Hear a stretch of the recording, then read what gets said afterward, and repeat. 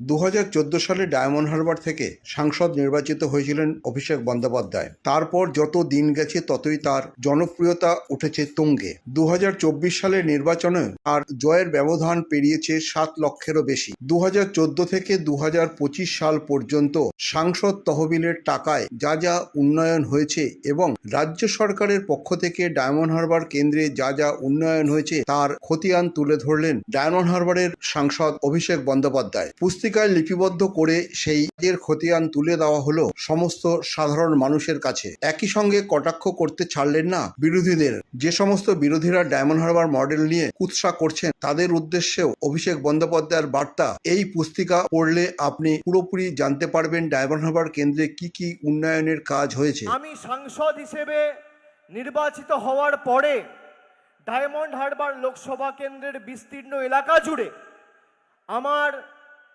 উদ্যোগে, তৎপরতায় এবং প্রচেষ্টায় যে কাজগুলো আমি করতে সক্ষম হয়েছি সেই কাজগুলো খালি আমি পুস্তিকায় তুলে ধরেছি।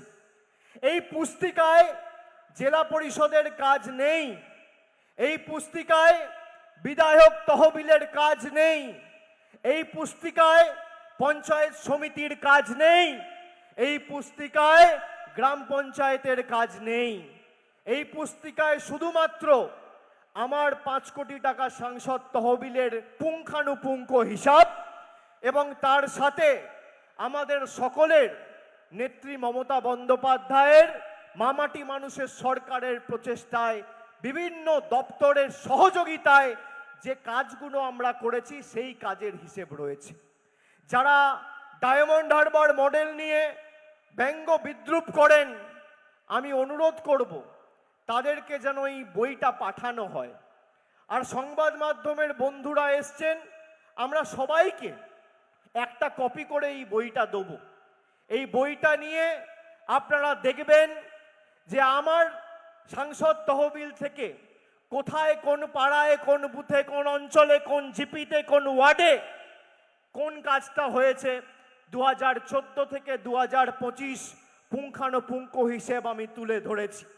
গত 11 বছরে ডায়মন্ড হারবার লোকসভায় শুধু আমরা 6000 কোটি টাকার বেশি কাজ করেছি রাজ্য সরকারের সহযোগিতায়। তার মানে প্রতি বছর আমরা প্রায় 550 কোটি টাকার উপর, 570 কোটি টাকার উপর কাজ করেছি। প্রতি মাসে প্রায় 45 থেকে 50 কোটি টাকার কাজ এই ডায়মন্ড হারবারে হয়েছে। প্রতি মাসে 50 কোটি মানে প্রতিদিন 1.5 কোটি টাকার কাজ এই ডায়মন্ড হারবার লোকসভা কেন্দ্রে গত 11 বছরে প্রত্যেক দিন আমরা করেছি। আমি ভারতবর্ষে যত সাংসদ রয়েছে আমি তাদের বলছি, আপনারা যদি পারেন তৃণমূলের সাথে কুৎসার লড়াই না করে আর বাংলায় বিরোধী দলের যে সাংসদরা রয়েছে আপনারা জায়গা বাছুন, আপনার রিপোর্ট কার্ড নিয়ে আসুন, আর আমি নিঃশব্দ বিপ্লব 2025-এর বইটা নিয়ে যাব। কে কোথায় কি কাজ করেছেন নির্বাচিত হওয়ার পর তথ্য পরিসংখ্যান মানুষের কাছে তুলে ধরুন।